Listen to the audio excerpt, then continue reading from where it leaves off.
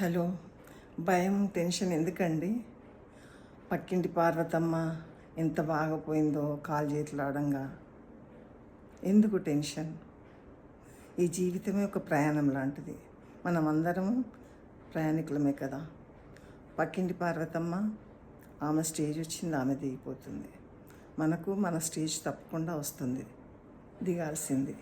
అప్పటిదాకా ప్రతి స్టేజ్కి నా స్టేజ్ వచ్చిందా, ఇంకెప్పుడు వస్తుంది, అలా టెన్షన్ పడుతూ బ్రతుకుతూ. ఎందుకంటే మన ప్రయాణం ఎంత దూరం ఉందో మన చేతిలో లేదు. కానీ మనం ఎలా ప్రయాణించాలి, ఎలా సంతోషంగా ప్రయాణించాలనేది మన చేతిలో ఉంది. ఆల్రెడీ మనం వచ్చేటప్పుడు లగేజ్ తెచ్చాం. ఆ లగేజ్లో ఏం స్టఫ్ ఉందో మనకు తెలియదు. కానీ ఇంకా ఇప్పుడు ఆ లగేజ్లో ఈర్ష్య, ద్వేషం, కక్ష, కార్పణ్యాలు వాటితో నింపకండి.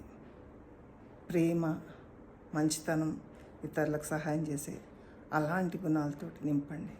అప్పుడు తప్పకుండా మనం దిగాల్సిన స్టేజ్లో మంచిగా హాయిగా దిగిపోతాం. ఉన్నంతసేపు ప్రశాంతంగా, సంతోషంగా మన కోసం మనం జీవిద్దాం. ఇది నా మనసులో మాట. మీరేమంటారు? కామెంట్ చేయండి.